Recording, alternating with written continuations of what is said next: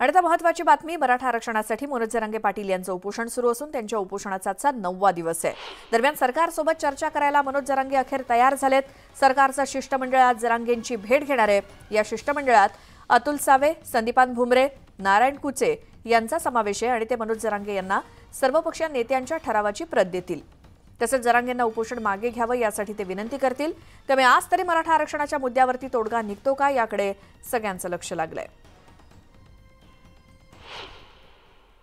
ते मुख्यमंत्री म्हणले होते की चर्चा करावं, चर्चेतून मार्ग निघेल। तर आम्ही सांगितलं शेवटचा एकदा चर्चा करायला आम्ही तयार आहे, शेवटची एकदा। तुम्ही महाराष्ट्रातल्या मराठा समाजाला आरक्षण कसं देणार, किती दिवसात देणार, तुम्हाला अडचण काय आहे, तुम्हाला वेळ कशामुळे पाहिजे का नुसती आमची दिशाभूल करता, यासाठी तुम्ही या चर्चेला एकदाच शेवटची ठरलं विचार 2 दिवस मागे पुढे द्यायचे। आंदोलन मात्र सुरू राहणार आहे, आरक्षण मिळेपर्यंत हे आंदोलन थांबणार नाही, हे स्पष्ट सांगितलं। बघूयात आता उद्या त्याला काय त्यांचे लोक येणार आहेत कोण कोण, बघू। 1 दिवस दिला आम्ही त्यांना की मला बोलता येते तर या, मराठा समाज तुम्हाला त्रास देणार नाही असं स्पष्ट सांगितलंय। अधिक माहितीसाठी जाऊयात, आमचे प्रतिनिधी उदय जाधव आपल्यासोबत फोन लाईन वरती आहेत। उदय, सरकारचं शिष्टमंडळ किती वाजता जाणार आहे अंतरवाली सराटीत? अंतरवाली सराटीमध्ये मराठा आरक्षण आंदोलनकर्ते जे नेते आहेत मनोज जरांगे पाटील यांच्या भेटीसाठी राज्य सरकारने शिष्टमंडळ पाठवलेलं आहे। शिष्टमंडळ साधारणतः 11 ते 7:30च्या सुमारास मनोज जरांगे पाटील यांची अंतरवाली सराटी या गावामध्ये भेट घेण्याची शक्यता आहे। आणि त्यावेळेला राज्य सरकारने काय नेमकं नियोजन केलेलं आहे आरक्षणाच्या संदर्भात याची माहिती ते डिटेल जे आहे ते मनोज जरांगे पाटील यांना देणार आहे। कालच सर्वपक्षीय बैठक झालेली आहे, या बैठकीमध्ये सर्वपक्षीय नेते आणि मंत्री देखील होते।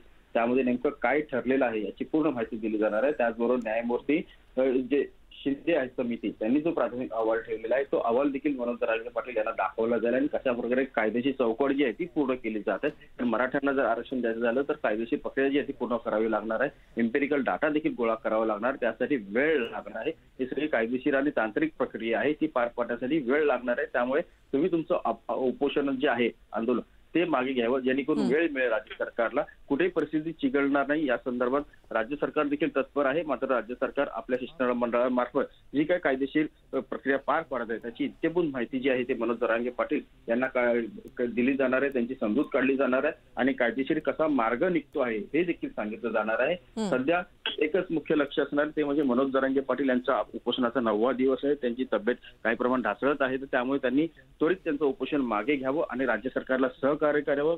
राज्यातील कायदा सुव्यवस्था जी आहे ती देखील राखली गेली पाहिजे आणि त्याचबरोबर जी काही कायदेशीर प्रक्रिया सुरू आहे त्याची पूर्ण माहिती वेळोवेळी मनोज जरांगे पाटील यांना दिली जाणार आहे आणि त्यानुसार आता मनोज जरांगे पाटील यांनी देखील सहकार्य करावं अशी त्यांची अपेक्षा आहे। मुख्यमंत्री यांनी जे शिष्टमंडळ पाठवलं त्या शिष्टमंडळाला। उदय, सगळ्या माहितीसाठी धन्यवाद। आता आपण जाऊयात, आमचे प्रतिनिधी अविनाश कानडजे आपल्यासोबत जोडले गेलेत। अविनाश, एकदा मनोज जरांगे पाटलांच्या उपोषणाचा आजचा 9वा दिवस आहे।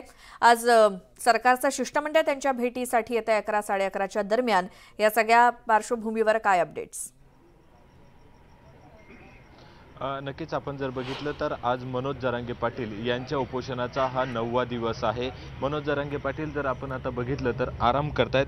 काल रात्री बच्चू कडू या ठिकाणी आलेले होते। बच्चू कडू यांनी त्यांची भेट घेतली आणि पहिली जी भेट होती ती फक्त चर्चा होती, एक साधी चर्चा होती। ही चर्चा झाल्याच्या नंतर बच्चू कडू इथंच एका ग्रामपंचायत कार्यालयामध्ये बसले, तिथून मुख्यमंत्र्यांसोबत त्यांचा संवाद झाला आणि ज्यावेळेस मुख्यमंत्र्यांसोबत संवाद झाला त्यानंतर बच्चू कडू पुन्हा एकदा जरांगे पाटील यांच्या भेटीला आले आणि बच्चू कडू यांनी मध्यस्थी करत एक शिष्टमंडळ तुम्हाला भेटायला येतंय, तुम्ही भेटण्यासाठी तयार आहात का असं सांगितलं। त्यानंतर मनोज जरांगे पाटील यांनी सुद्धा स्पष्ट केलं, जर चर्चा होत असेल किंवा ते जर काही तोडगा काढणार असेल तर मला भेटायला अडचण नाही, मात्र जे शिष्टमंडळ भेटायला येतंय ते कशासाठी त्याचं ठोस कारण त्यांनी घेऊन यावं।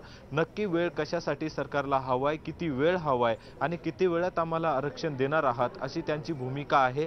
आणि शिष्टमंडळ सोबत मी बोलण्यास तयार आहे, मात्र हा शेवटचा आणि अंतिम तोडगा असेल, अंतिम चर्चा ही असेल असं त्यांनी स्पष्ट केलंय. आणि काल रात्रीपासून जर आपण बघितलं तर त्यांनी पाणीत्याग सुद्धा केलेला आहे. त्यामुळे आता बच्चू कडू यांची मध्यस्थी किती फळाला येते हे पाहावं लागेल, कारण की बच्चू कडू हे स्वतः सुद्धा या शिष्टमंडळात येणार असल्याची माहिती आहे. त्यासोबतच संभाजीनगरचे पालकमंत्री असतील, मंत्री अतुल सावे आणि नारायण कुचे यांचा देखील या शिष्टमंडळामध्ये समावेश आहे. ते आल्याच्या नंतर नक्की आता काय चर्चा होती, सरकारचा काय स्ट्रॉंग संदेश घेऊन ते येतात, किंवा जो मनोज जरांगे पाटील यांनी काल एक निर्णय दिला होता किंवा एक विनंती केली होती की ही चर्चा अंतिम असेल, हा तोडगा अंतिम असेल, त्यामुळे सरकार काही यातून मार्ग काढतंय का आणि तो मार्ग कुठला असेल आणि हा अंतिम तोडगा काय असेल याकडे आता संपूर्ण महाराष्ट्राचं लक्ष लागलंय. बरं, अविनाश, धन्यवाद या सगळ्या माहितीसाठी.